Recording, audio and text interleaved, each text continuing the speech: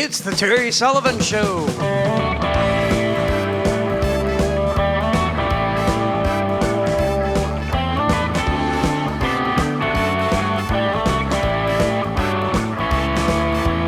Today's guest from the Cowboy Sports Store, Chris Gordon.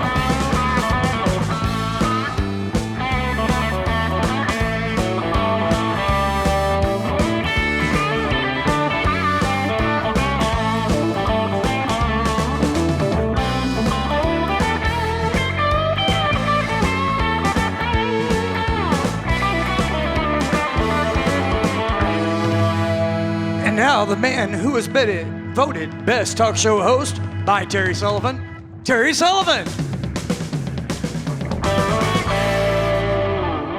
I got to tell you, that might be the best one you come up with yet. I got a little tongue-tied. Yeah, I didn't know what was coming out. Man, the only thing missing from that is a plate of ribs. That's plate of ribs. Where's the food? You doing good? I'm doing great. How you doing? I'm doing good. Hey, who did you open up for last week? Neil McCoy. Neil McCoy. Nice. Neil McCoy. Yes, he was incredible.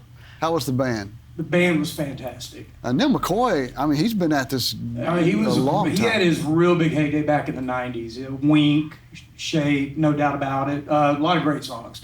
And he still sounds fantastic. Yeah, yeah. Funniest guy I've ever worked with. Just real character. You know, he's an awesome patriot for America. How many weeks in a row, days in a row, has he said the Pledge of Allegiance out at his ranch in Longview? Right. We've been out to it twice to watch him raise the flag and get to talk to him. And well, they do that at the place that we play at. They always do the Pledge of Allegiance. So he did it himself before the show instead of to do the pre-recorded thing that they always do. Oh, it was a fantastic show. Great guy. Where was that at? Was that at Southern Junction? Southern Junction out in Royce City. Yeah, you got to hang out with him. Man, congratulations. You know, you've opened for some big bands throughout the years, across the country, across the globe. How does he compare?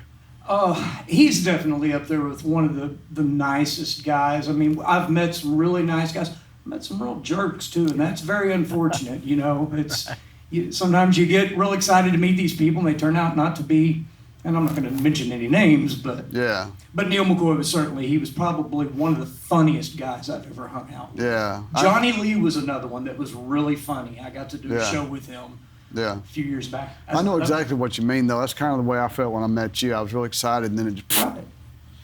And it's just gone downhill ever since. Well, I'm glad you're here. You always do a great job over there. Thank you. Yeah. Chris Gordon is my guest today. Chris? good morning, sir. Morning. How are you? I'm great. Or afternoon, or whatever it might be. Yeah. It's good to have you. Well, thank you. We're going to talk about a lot of things today because you're into a lot of things. But let's talk about last Friday night. You were at my restaurant with a group of people and with Bob Lilly and Cliff Harris and a bunch of other nice people. Do you like doing that kind of stuff? Because you hobnob a lot. You know, I like enjoying Terry Sullivan steaks. Oh. That 15-ounce ribeye was one of the best steaks I think I've ever had. It was really pleasant. And I know Ann Lilly, Bob's wife, she was impressed, and so was Glenda Harris, Cliff Harris's wife. We had a good time. Just it's fun just getting the old guys together and listening to how the true Cowboys, in my opinion, how they really cared about winning games and not so much about contracts. Yeah, it's a different day. I mean, back when Bob Lilly played and Walt Garrison and Cliff Harris and all those guys, Mel Renfro, and Drew Pearson. Absolutely. It was more about football, I think. It was more about team, family. Because those guys, even today, 30 years later, 40 years later, they still come together as a fraternity and do things together. 100%. Yeah, so it was nice to have them. It was nice to hear stories. Don't you love the stories? Love the stories. Just Cliff was talking about how back in the early 70s, his equipment didn't fit him just right because he was kind of a big guy. Bob's one of the tallest guys that have played, but he would cut holes in his uniform and holes in his helmet, and he was able to manipulate the equipment to fit him. Boy, you couldn't do that today with all of Roger Goodall's commandments. Thou shalt wear this and thou shalt not wear this. Yeah. No, it was a different day back then. Those guys back then played hurt. I've heard stories from many of those legendary football players that played with broken fingers and broken ankles that they got broken in that particular game. Absolutely. One of my favorites. Emmitt Smith. How many games did he play in with busted ribs? One of my buddies is Lincoln Coleman, and he was the backup for Emmitt Smith for many years. Played in the Super Bowl, but he never got to play that often because Emmitt would never come out of a game. Right. What do you think about Zeke being traded? Well, what's Einstein's theory of madness?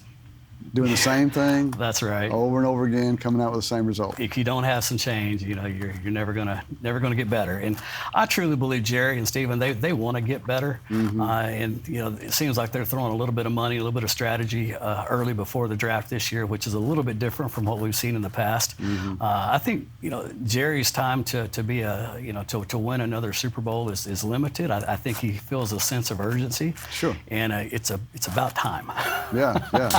Sure. I think we need to do something different to get a better result next year. Yeah. Well, maybe we will. Probably we won't, but maybe we will. We're hopeful. I call that hopium.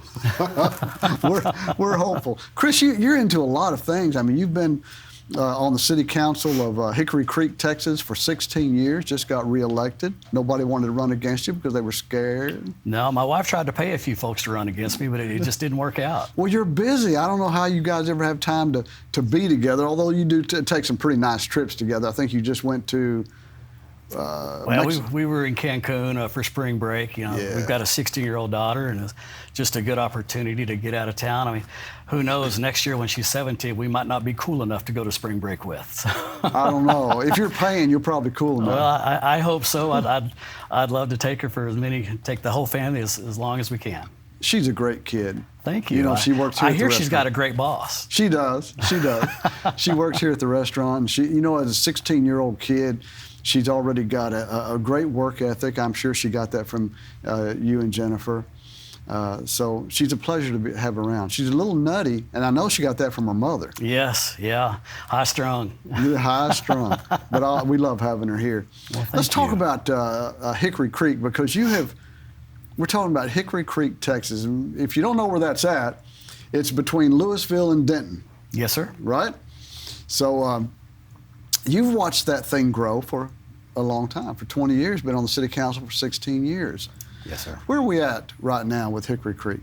That's a great question. We're still a small town. We're over 5,000, and we believe that we'll be fully grown out in about 5 years. We've got a tremendous amount of new high-end housing coming in, new fantastic commercial businesses, and so some great restaurants coming down the pike for us. We've got 3 really good restaurants: Elm Fork, Don Camillo's Italian, and Angelina's Mexican food. That's just they're experiencing a lot of success right now. Their parking lots are always full. They're doing special events, bourbon tastings and wine tastings, and you attend all those too, don't you? Well, as their local elected official, it's important that I show them support when I'm not at Sullivan's having barbecue. There you go. We're missing barbecue in our little town. Yeah, hint, hint. I know you are.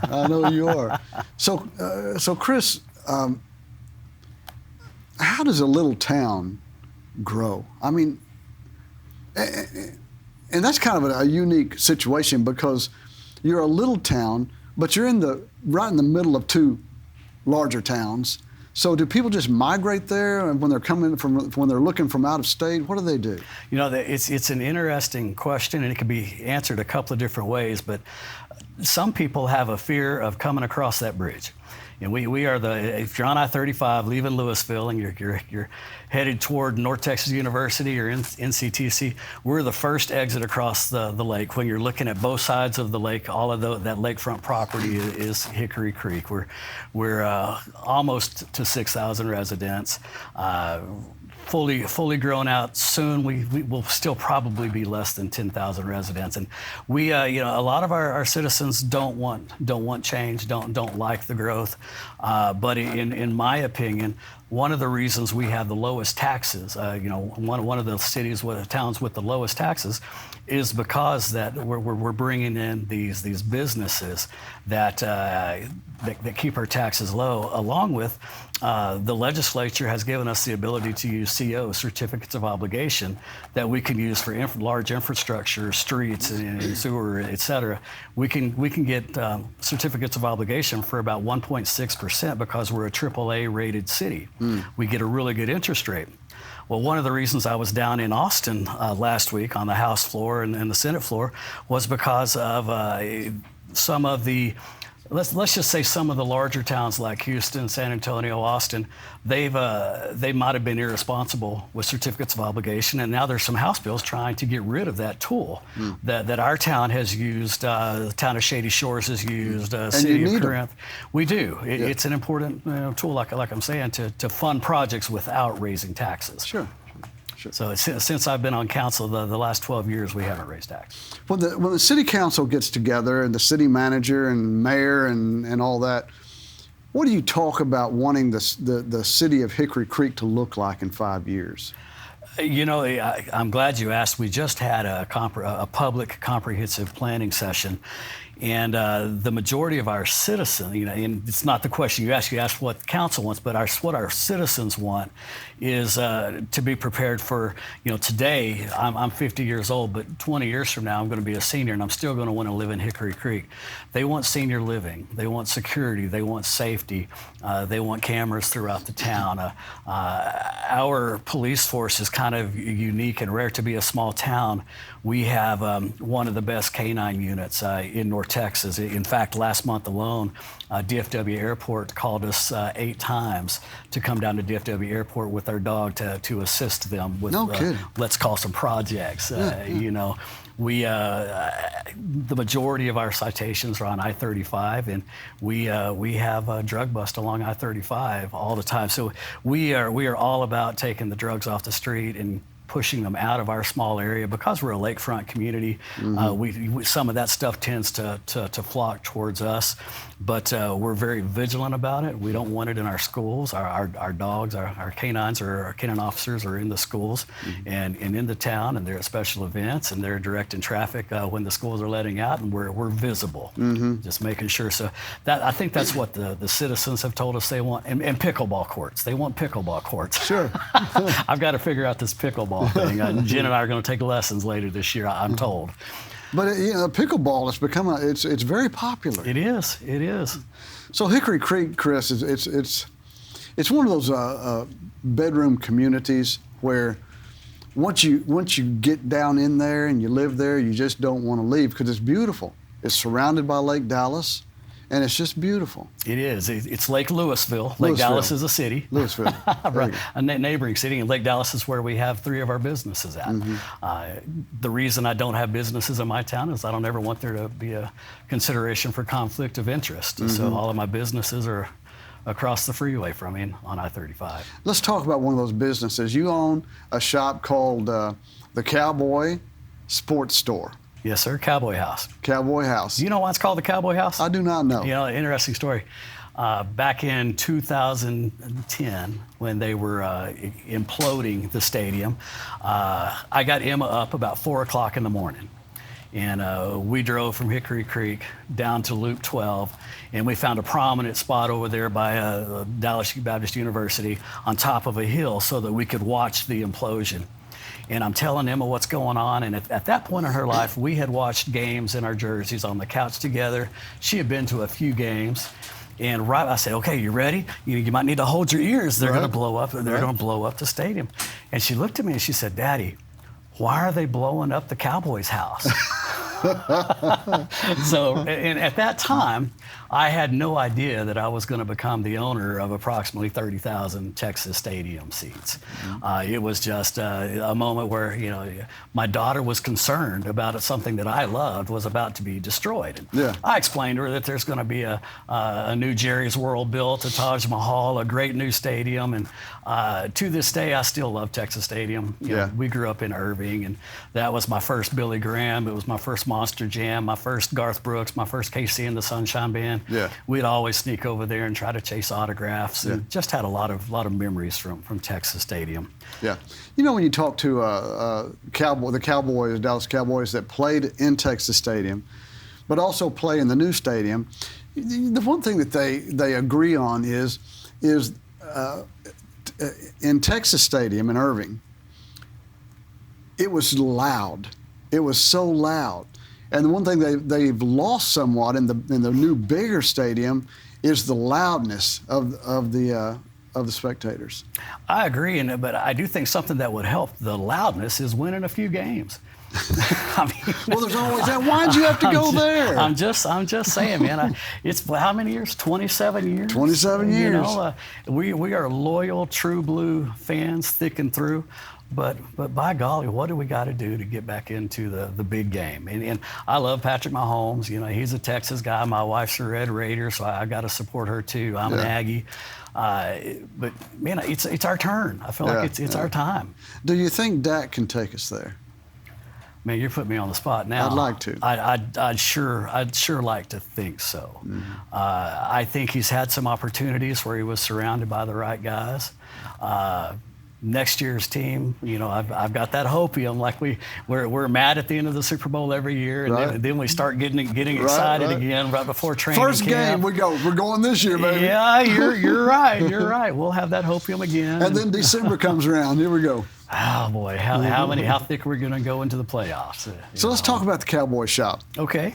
Because I have a lot of your memorabilia on my walls in the restaurant, and it's for sale. Yes, sir. And I have people looking at it all the time because it's very interesting. The product is very interesting. What put you in that business? Well, it's a great question.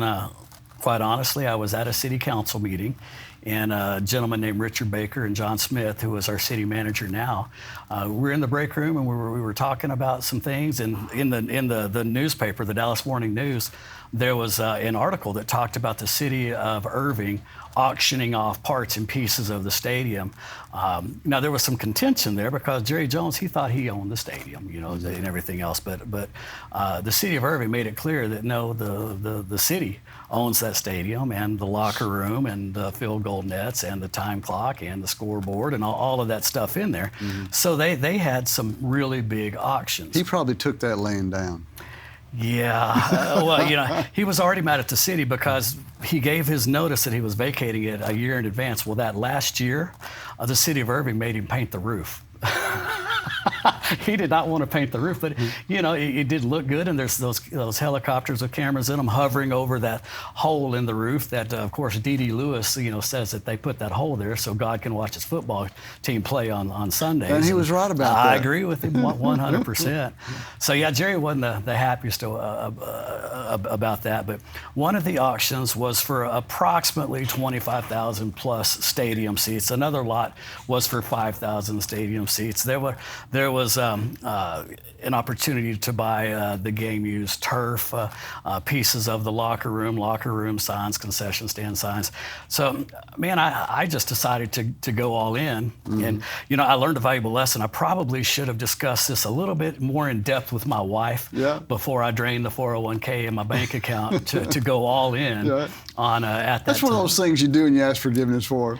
Boy, but she's not very forgiving at times. Well, I think it took her 21 days before she talked to me.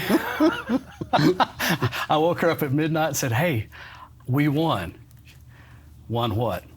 Those stadium seats. Remember we were talking about that, a couple of weeks ago? Yeah, she's so cute. Love her to death. Love her to death. She's gorgeous. So we outbid Jerry Jones, Brandon Steiner of Steiner Sports, Steve Archer of Archer Stadium Seats, some guys that had done this before. Yeah. I was a medical sales rep and just decided to, man, wouldn't it be fun to own a sports store? Yeah. And the reason I got this idea was back that time I was doing some international travel for medical sales, and I was reading that American Way magazine, and it always had those dang Yankee Stadium seats in there selling for $1,000 a pair, $1,100 for two Yankee Stadium seats. I'm like, man, the Dallas Cowboys, they're America's team. I know I can sell this. I know I can do this thing. So the three of us, John Smith, Richard Baker, and I, we kind of went in to purchase the entire upper deck and half the lower bowl worth of the stadium seats. The city of Irving gave several rows of the seats to the Lewisville and the Irving Fire Department and to lots of charities stuff. But all of the rest of them, once we won the bid, it was a 24-hour bid, which meant we put a bid on and there was 24 hours for the next person. And were you nervous? I was. That was your first big bid, first big deal, right? It was. It took us 14 days to win that bid, and I'm so glad it happened. It changed my life. It really taught me how to be an entrepreneur, how to take a risk. And every entrepreneur is gonna win some and gonna lose some. But with these stadium seats, I think it was the 22nd or 23rd day that we sold a full trailer load of those seats to a sports group in South Carolina, and made a lot of our money back on that. Well, they're beautiful. I've got a wall, half a wall full of them, and it's got the Dallas Cowboys signatures on it, and their numbers. Some of them are Hall of Famers. How can you lose on that deal? Well, it's just a unique, rare piece of history. Anybody can buy a jersey or a football helmet or a football, but to have an actual piece of that stadium, if Irving High School football was there, SMU football was there, college playoffs, high school playoffs were there. That stadium was so much more than just Dallas Cowboys. But obviously that's the most memorable thing for me. What we did with those seats was we put them in the Neiman Marcus Christmas catalog. We sold them. Oh, no kidding. We sold them on Walmart.com. We sold them on Overstock.com, eBay, Amazon, Facebook Marketplace. Today, I've got about 30 left. Out of how many? Over 30,000. No kidding. Yes, sir. I bet you wish you had 30,000 more. My wife would kill me. I don't know if I would survive that, and I can't afford divorce, Terry. But what about all the other memorabilia? I mean, you've got a lot of memorabilia from different NBA teams, NFL teams, NBA teams. Yes, sir. Where do you get all of that? I try not to discriminate. Cowboys are my love, and the name of my store is the Cowboy House because of Emma. But in my store, you're right. We've got literally thousands of autographed pieces, over 1,000 framed pieces that are already ready to go on your wall. But I love. By the way, I got to tell you this story while I'm thinking about it because it just made me laugh. Although we had, in our bathroom at the restaurant, you put a picture of LeBron James. Yes, sir. And it's really gorgeous. And I think it has his signature. I had a customer come in, go in the bathroom, and put his arm around me. He said, "I got to tell you something. You put LeBron James exactly where he belongs, in the toilet." I did put him above the toilet. That was an open space where every man that stood there would see it. It's marketing, Terry. Well, I liked it. So anyway, go ahead. So I like to have a little bit for everybody that collects. We do some wholesale stuff across the country to different sports stores. We've got stuff in the Mall of Americas in Minneapolis that was sourced from our little store in Lake Dallas, Texas. Wow. The majority of our commerce is done through online platforms, but I love it when customers come in. In fact, I had a Lewisville investigator come in about a month ago for the first time, and he bought a jersey. He came back last week while he was there, brought one of his buddies in his construction company that he does on the side with him. His buddy bought Houston Astros Altuve championship ring. He bought a Dak Prescott full-size authentic helmet, and while he was there, he called a buddy and bought a Mike Madonna jersey for his buddy. No kidding. I don't advertise a lot. I've got a booth over at the Painted Tree in Lewisville too. I've got some stuff here and a few other restaurants. To me, it's just a fun hobby. It's not how I make my living, and the minute it's no longer fun, I won't do it. But right now I'm having a ball. Growing up, I never thought I would have access to Troy Aikman and Emmitt Smith and Michael Irvin and Cliff and Bob. And, if there were ever two people I would have loved to have met in person, it would have been Don Meredith or Tom Landry. Those are the two guys I never got to meet. But without those silly stadium seats, I never would have had the opportunity today. We were shipping so many of those seats in the very beginning. I was selling them out of my house until I had a store.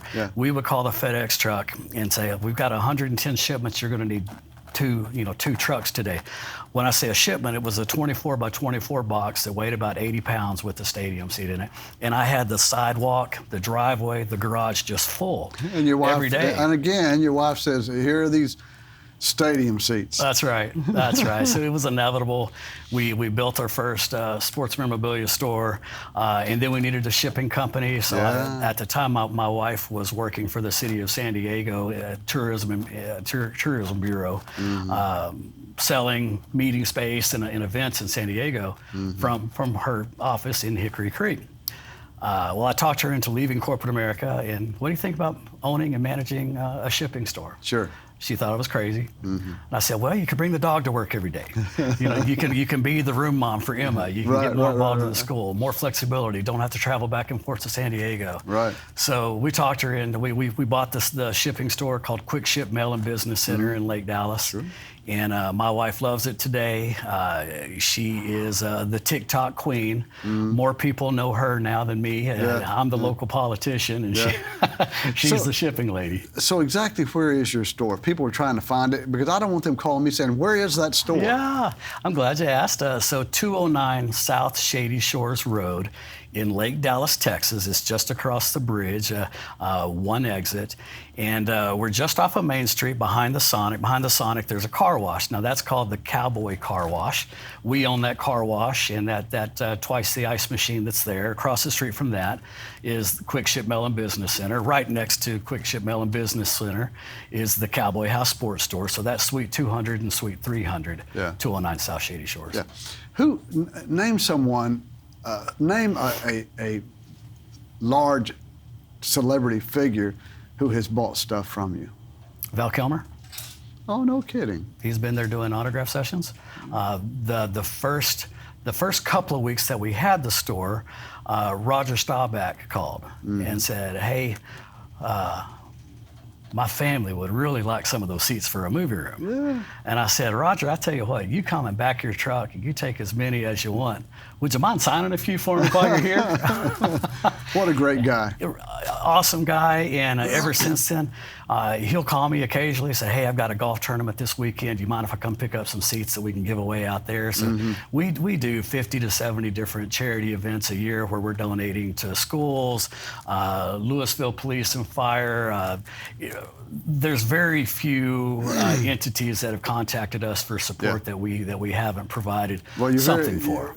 Chris, you're a very giving human being, and I love you as a friend. I appreciate all that you've done for me through the years, and I appreciate you being here. Good luck with whatever you do, because whatever you do is going to be successful. Terry, take us out, buddy.